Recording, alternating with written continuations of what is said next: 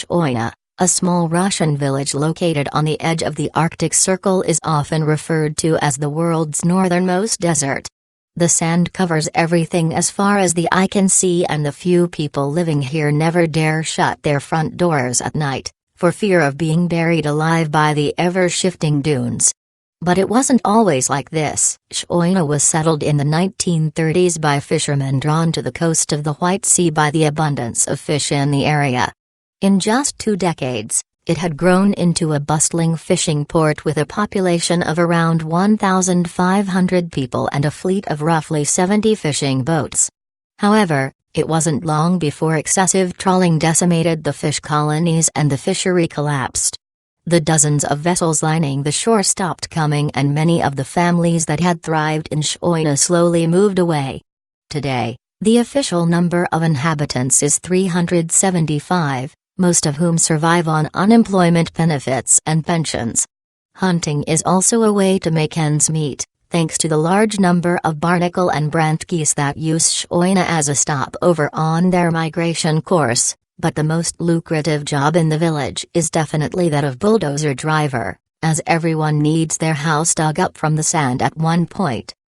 Modern-day Shoina lies in the middle of a desert, but historical records show that when the first fishermen settled here in the 1930s, it was a virgin land covered with moss and trees. No one knows exactly what unleashed the sand upon this place, but experts believe it was either caused by the massive trawling that damaged the seabed vegetation, allowing the sand to rise up and be swept to shore, or by the deforestation carried out by the local population decades ago. The sand dunes now constantly migrate up and down the coast by action of the westerly wind, and can completely bury houses in Shoina in a single night. Locals have grown accustomed to the shifting sands and waking up to sunlight penetrating only the top part of their windows, but always leave their front doors open so they don't get blocked in. Some of them now uses a manhole cut into the roof of house as a door. After getting sick of constantly having to dig the building out of the sand, Shoina has just one bulldozer to help the people dig out their homes after a windy night, but driver says he can't help everyone. It takes 10 hours to uncover a house completely, and since 1 hour of work costs roughly $70, few people can afford his services.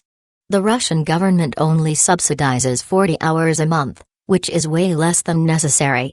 Plus, there aren't enough hours in a day to help all those in need. There are no roads or railroads connecting Shoina to the rest of the world, so the only ways in and out of the village are by sea or air.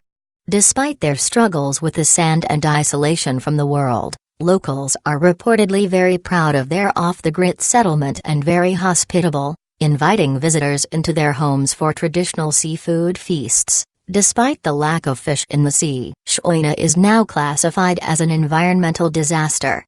Scientists come here to study and understand the phenomenon of sand dune migration and how to stop it.